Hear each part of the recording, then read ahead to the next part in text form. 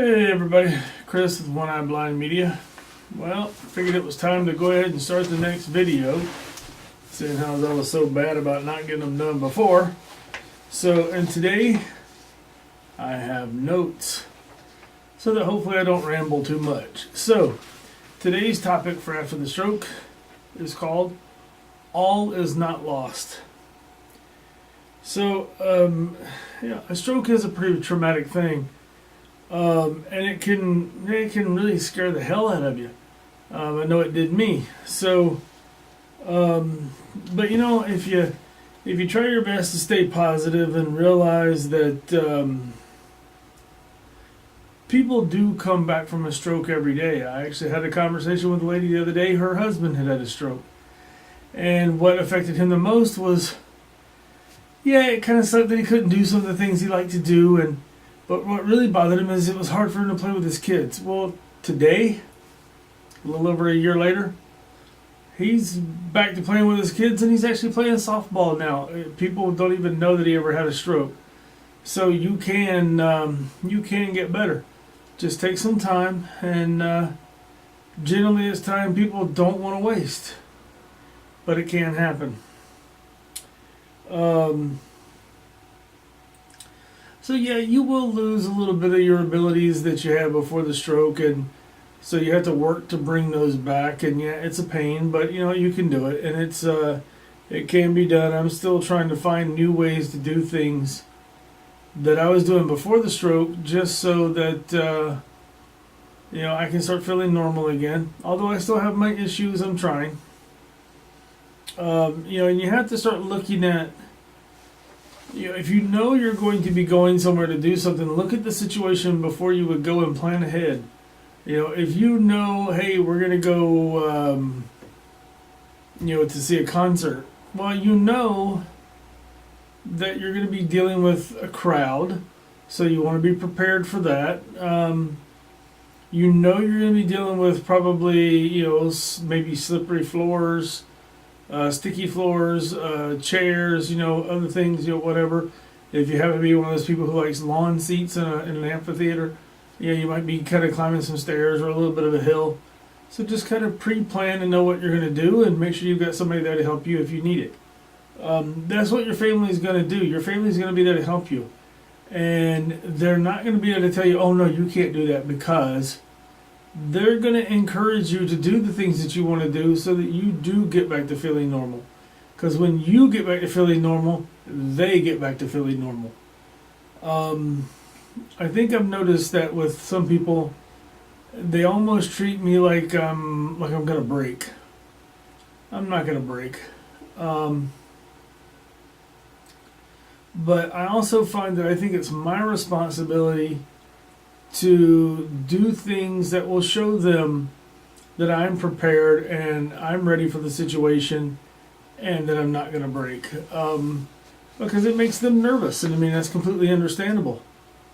And I think the other thing is you've got to try and have a positive attitude. It's not easy.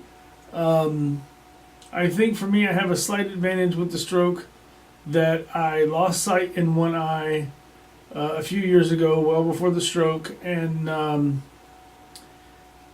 tried to stay positive with that. Yeah, it's a pain. Yeah, I hate it, but I can't change it, so why be negative and upset about it? And I've kind of taken the same approach to the stroke. Yeah, it sucks, but I can't change it. So I can either get depressed and dwell on it, or I can try and think positive and move forward and do what I can do and try to get better so I can do more. Now, don't get me wrong, you will have your down days. I have mine. Just the other day, I got up, I was feeling great, it was a good day, the sun was shining. I went through most of the day feeling great, and then all of a sudden, click, a switch turned on, and I was like, ugh. And I was feeling kind of down. Not really like sorry for myself or depressed, but down. So that stuff's going to happen. And that's where you've got to take the things that you enjoy, be it a hobby, be it, kids, grandkids, a favorite TV program, a movie, something, and do those things that will make you happy so it can start bringing you back up. And then you have to do really it's kind of a fundamental change in your head and think positive. Over the past few years, I've tried to take a different attitude towards a lot of things, and it's hard. Being negative is easy, being positive is hard, and it's something you definitely have to work at. I work at it every day. I mean, I still have my times when I'm negative about something. Everybody does, and that's normal. But it's something to think about. If you can think positive, and you can work positively, and you can do the things that can make you feel better, that's the important thing. And I'm pretty daggone confident that your family is going to do the same thing, because they don't want to see you being negative either. They don't want to see you down, because they understand that there's not a whole lot they can do for you other than try to help you by telling you that things will be fine, blah, blah, blah, blah, blah. The stuff that you always hear and you probably don't want to hear. So you really have to take control of your positivity. No one can do it for you. And there is no guide or manual for it. A doctor may have written some article, or a doctor may be able to tell you, oh, well, we think you should do this. But really, that doctor is about as useful as, a rock. They really don't know. They know what they've learned, but they don't really know you, and you are the one who has to control it.